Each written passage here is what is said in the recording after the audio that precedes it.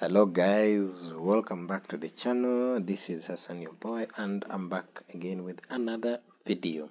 So we're going to be talking about US oil. The US oil, the analysis we made is playing out very well, and the economy is wonderfully, it is moving out very well like we had predicted. So I'm going to be taking you through the process, how we arrived at it, and what you can do, and if there is any opportunity for you guys to hop on and ride the trend up to the upside. So the strategy is very simple. We use top-down analysis, combined it with supply and demand. It is basically supply and demand, but with a top-down analysis embedded in it.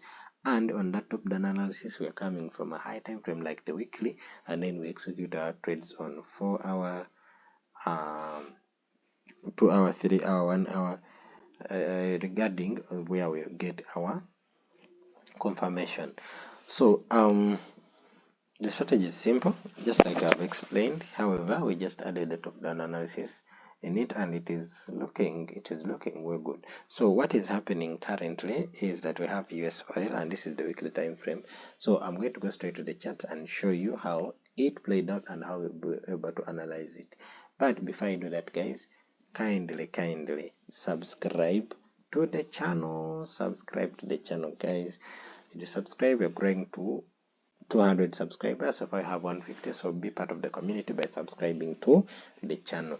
Okay guys, so let's go straight to the chat, but I'll give you 5 seconds as usual. Subscribe and then we'll go straight to the chats. 5 seconds guys. Subscribe.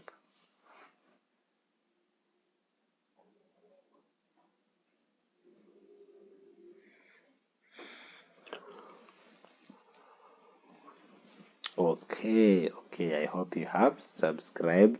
So now let's proceed to the charts. So what do we have here? We have US oil. This is the weekly time frame. I told you guys the strategy is the same. So US oil was coming down, dropped up to this level here that it has not been breaking for a long period of time. We started all the way from, this was October 2021 to 2024, so we broke it in March 2025. So it is around 3 years, 4 years, 2021, 2025. It is around 3 years since we were on this level that it was not breaking. So finally we managed to break the level. The level was broken to the downside. So price dropped, broke this level here, the huge momentum to the downside. So when it came down here, made low, went up, made another lower low, and then this is like a higher low. So this is making a head and shoulder. If you go to the line chart, it will be very clear. This is a low, high, lower low, higher high, higher high, then higher high again, higher low, higher high. So making another head and shoulder. I was expecting a QM pattern, but it did not form. However, that is not how we enter.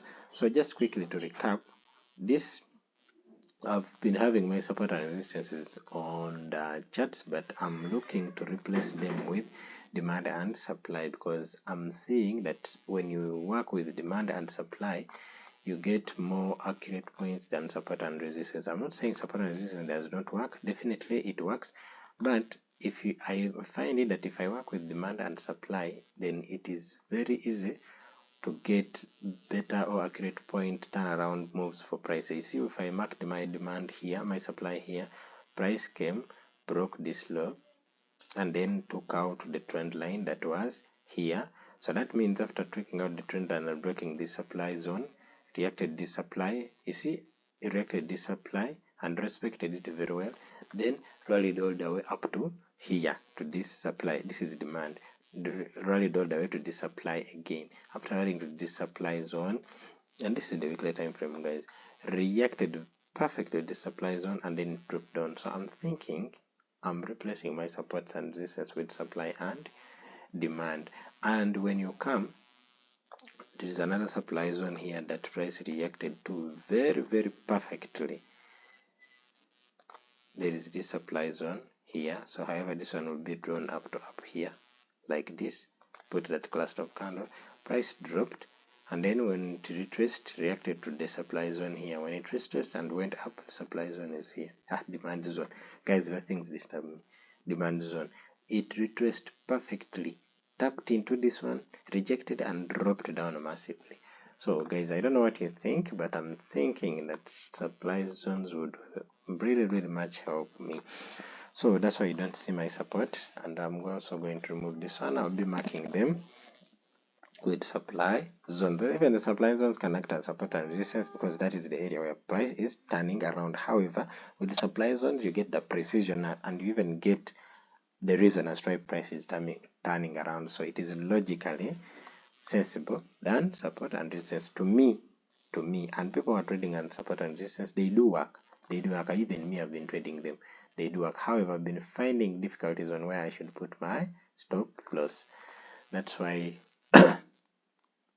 I'm preferring supply and demand. So now what happens is, let's go straight to the topic of today to get the trade that is happening on USOIL. So what happened is we had a bullish engulfing candle last week on USOIL. So this is last week's price action on USOIL.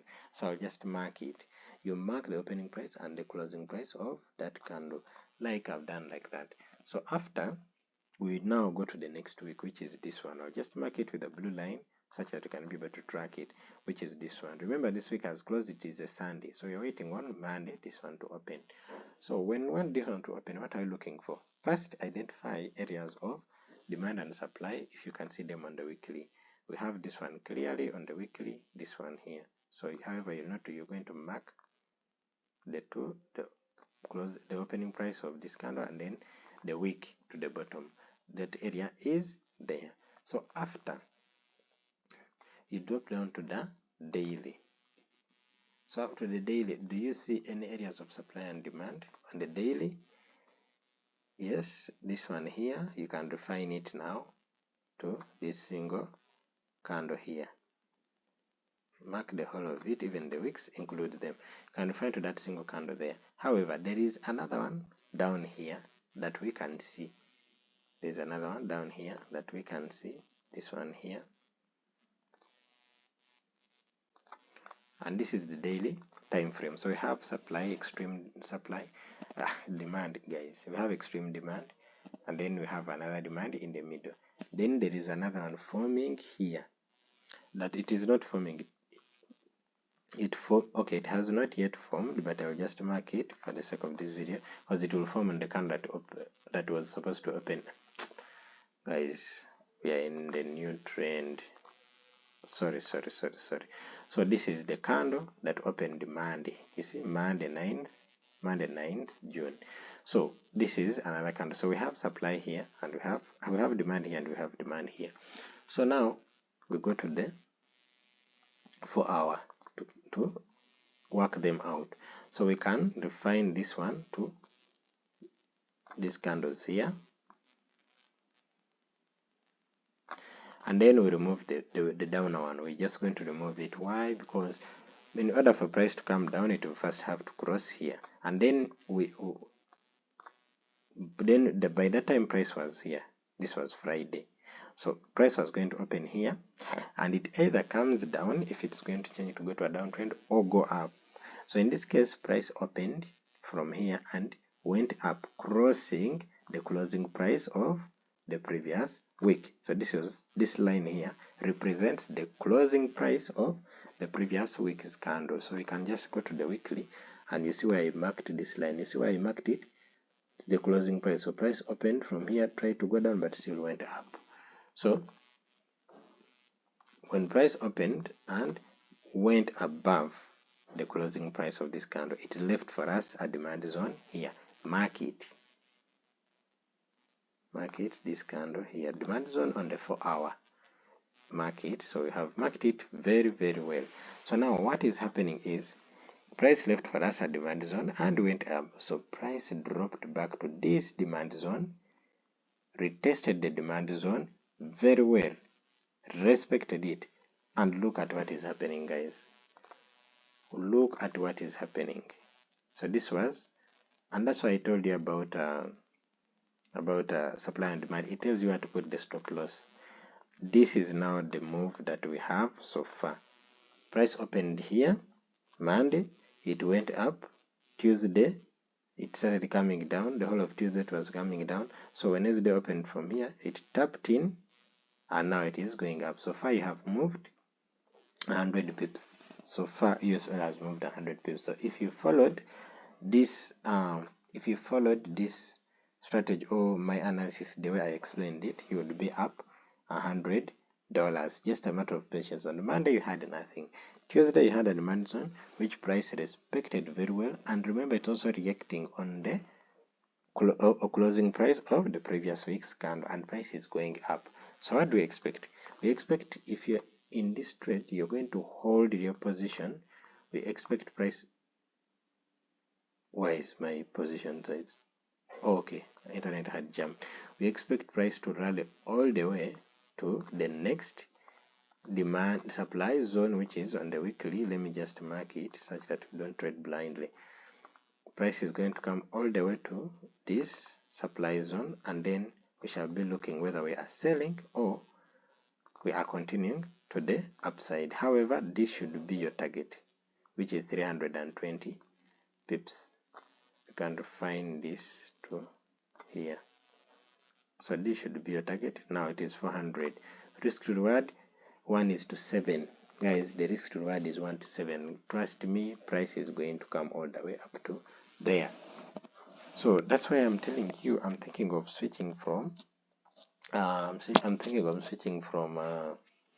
support and resistance to supply and demand with top-down analysis, and add a little bit of trend lines.